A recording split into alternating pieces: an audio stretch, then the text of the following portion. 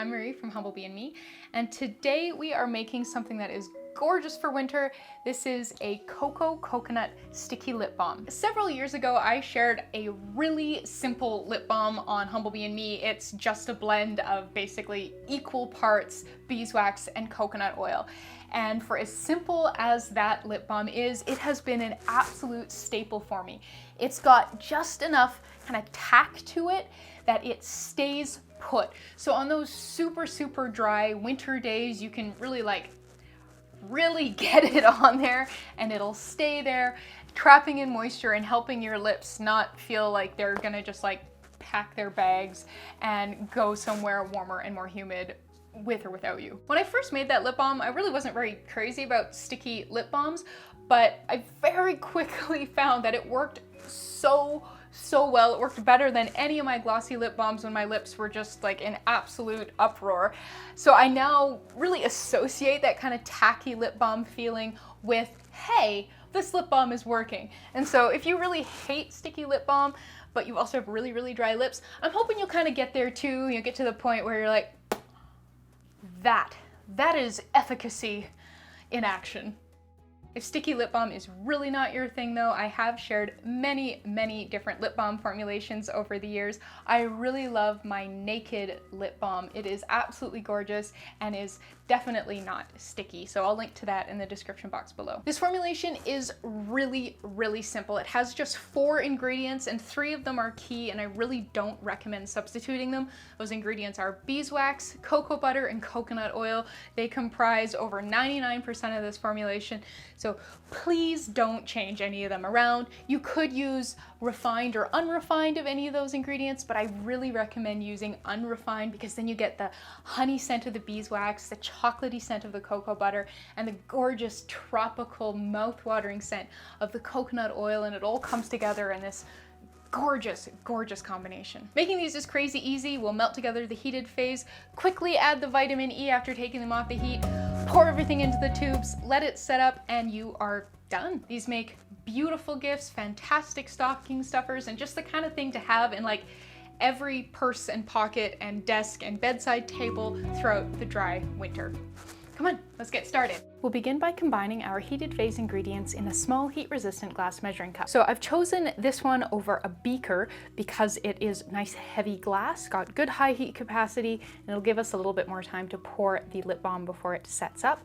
And then yeah, make sure whatever you choose has a pouring spout because that'll make your life a heck of a lot easier. So we need 8.625 grams of a nice virgin coconut oil. Make sure it smells amazing. 5 grams of a gorgeous fragrant cocoa butter. And then our last heated ingredient is 11.25 grams beeswax. So you can see that some of this beeswax is in little hearts. So I like to buy my beeswax from local apiaries, and when you do that, it often comes in huge bricks. So I will slowly melt that down and then pour the beeswax into little tiny silicone molds. So I bought a little heart-shaped silicone mold just on Amazon, and so I've got a ton of these little hearts of beeswax that are a lot easier to work with than a giant brick. So yeah, this is 11.25 grams of gorgeous, unrefined, local beeswax. To heat everything through, we're going to use a water bath. So this is a small saucepan that has about 1 inch or 3 centimeters of water in the bottom of it, and I'm going to go pop this on the stovetop over medium heat for about half an hour to melt everything through. While the lip balm is melting, I like to get everything ready so we can move nice and fast once we take it off the heat. So I have our lip balm tubes here. They hold 4.5 grams each. We're making a 25-gram batch, so 5 tubes should be enough. So I've got 6 here just to be extra sure. We are going to be weighing in some vitamin E here, so I've got that on hand as well. And then I've got our lip balm caps so that we can cap the lip balms when they're all poured. So once everything is melted, we can, come in, we can remove the measuring cup from the water bath, quickly weigh in the vitamin E, and then quickly pour the lip balm so that they get in the tube before they turn solid.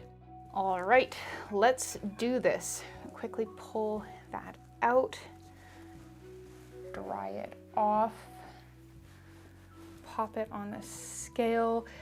Big part of the reason that trivet is there is to protect the scale a bit from the heat of the measuring cup. We need 0.125 grams. pull that off, give that a quick stir. I'm gonna just quickly shuffle my workspace so I can kind of see what I'm doing, and into the lip balm tubes we go.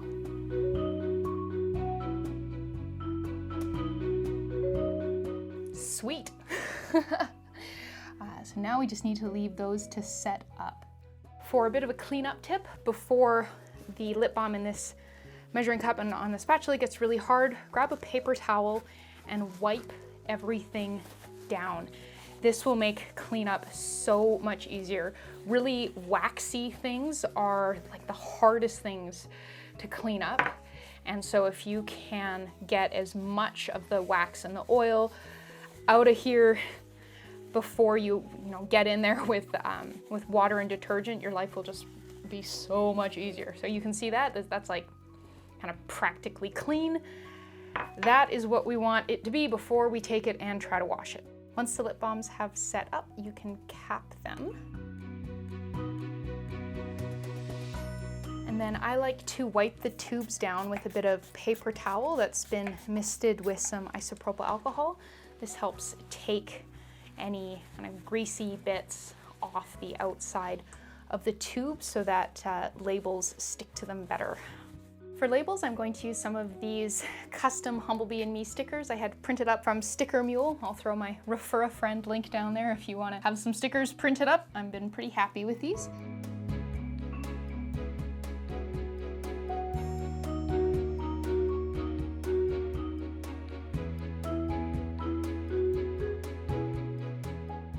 There you go. So we just made some gorgeous cocoa coconut extra sticky lip balm that's just perfect for dry winter days and makes a great gift. So thank you so much for watching. Please subscribe and please make sure you are checking out the full blog post linked in the description box below. You'll find a lot more information there, including information about substitutions, scaling, shelf life, where to buy ingredients, and a whole lot more. But yeah, thank you so much, and I'll see you next time.